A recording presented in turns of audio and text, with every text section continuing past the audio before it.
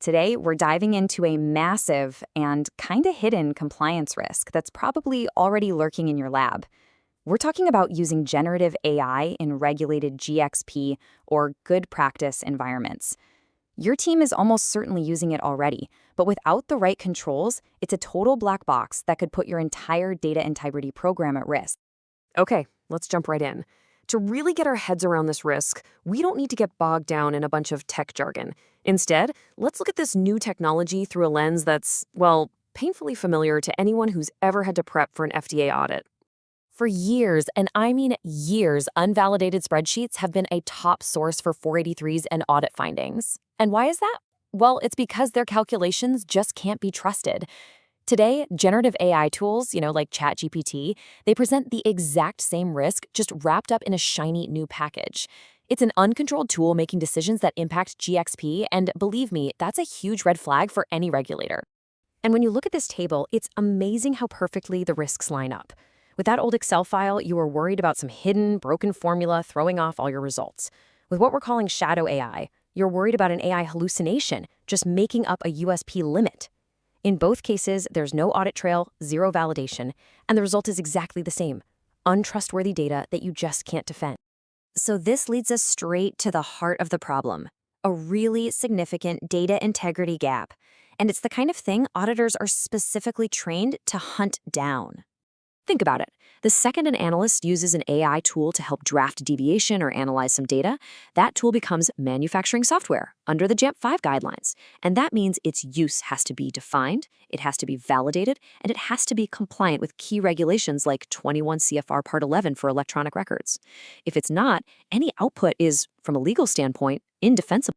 And this slide right here just perfectly illustrates the compliance failure. If your analyst uses their personal ChatGPT account, you have immediately broken two fundamental principles of Alcoa Plus, which is the absolute bedrock of data integrity. You can't prove the data is attributable because you have no record of who ran the prompt. And you can't prove it's the original record because you can't produce the exact interaction that led to the conclusion in your report. The chain of custody is just gone, completely broken. So here's the crucial point. This isn't just some theoretical paperwork problem. Let's actually look at a real-world scenario where using AI this way could have massive consequences for product quality and public health. All right, so here's the setup. A QC lab finds some kind of microbial contamination in a batch of makeup remover wipes. An analyst, trying to be efficient, turns to an AI tool to speed up the investigation and figure out the risk. Now, just look at this prompt. This is not some simple question. The analyst is literally asking the AI to act as a subject matter expert, to evaluate regulatory risk, and even to cite specific high-profile recalls. This is a powerful GXP-level query. And right away, the AI flags the organism, Floribacter gergovii. But it doesn't just identify it as some random bug from the environment. No, it flags it as a major contaminant of concern specifically for water-based cosmetics.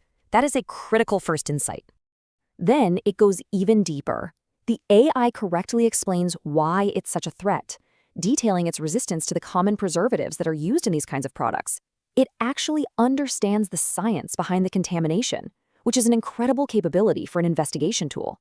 But this right here, this is where the risk becomes absolutely undeniable. The AI connects this specific microbe to actual multi-million-dollar recalls from some of the biggest brands in the world. It proves this isn't some theoretical problem. It's a tangible, business-critical threat that has already cost other companies a fortune. And the scale of these failures, it's just staggering. The Cottonelle recall alone involved over 2 million units in Canada, and it was triggered by consumer complaints of infections. This is the exact kind of catastrophic failure every quality manager on the planet is trying to prevent. So the power of AI in that scenario is obvious, right? So the question isn't whether we should ban these tools. It's how we can use them compliantly. And that's the solution we're going to look at next. The answer is to stop focusing on the tool itself and start focusing on the process. You don't actually need to validate ChatGPT. What you need to do is create and validate a human-in-the-loop workflow that governs how your team interacts with it. And you know what? That workflow is surprisingly straightforward. First, you gather your data. Second, you run your query.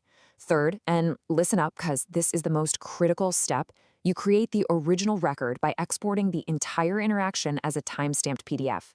Finally, you cite that PDF record in your official report, and you have a human expert verify the findings.